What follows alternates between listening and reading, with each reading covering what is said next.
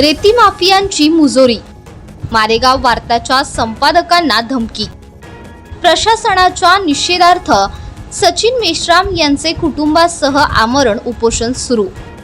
तालुक्यातील आपटी रेती घाटावर सुरू असलेल्या अवैध रेती उपसाचे वास्तव चव्हाट्यावर आणल्याचा राग मनात धरून रेती माफियाने लोकशाहीच्या चौथ्या स्तंभावर थेट हल्ला चढवला आहे। मारेगाव वार्ताचे संपादक तथा प्रेस संपादक व पत्रकार सेवा संघाचे तालुका अध्यक्ष सचिन मेश्राम यांना रेती तस्कर प्रदीप घागी याने अत्यंत अश्लील भाषेत शिवीगाळ करत खल्लास करण्याची धमकी दिली।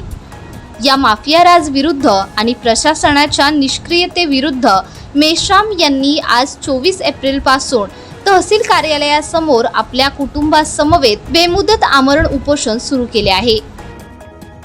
सचिन मेश्राम, प्रेस संपादक व पत्रकार सेवा संघाचा तालुका अध्यक्ष तथा मारेगाव वार्ताचा संपादक 20 एप्रिल रोजी आपटी घाटातील रेती तस्कर प्रदीप घागी यांनी मला धमकी दिली जीव मारण्याची।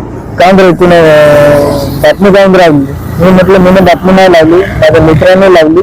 त्यांनी जातीवाचक शिवीगाळ केली, तुला जीव मारून टाकतो बा अशी बी धमकी दिली। मी यासाठी उपोषणाला बसलो।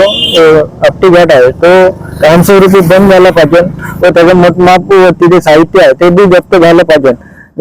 तवरीक मला न्याय नाही मिळणार तोपर्यंत मी त्या उपोषणाला कायम बसून राहणार। आज 24/4/2026 रोजी मी मारेगाव इथे आली असता मला इथे एक पत्रकार, ज्येष्ठ पत्रकार म्हणले जातात त्यांना, मारेगाव वार्तात म्हणून, त्यांना रेती घाटवरून अशी धमकी आलेली आहे का आम्ही तुम्हाला सोडणार नाही, तुम्हाला जीवे मारणार व तुम्ही आमचे धंदे कसे का नाही चालू देतात असं म्हणून त्यांना धमकी आली आहे। तर याच्याकडे संपूर्ण प्रशासन लक्ष देणे खूप मोठ्या प्रमाणात गरजेचे आहे। मला अशी आशा आहे की प्रशासनाने याच्याकडे दक्षता घ्यावी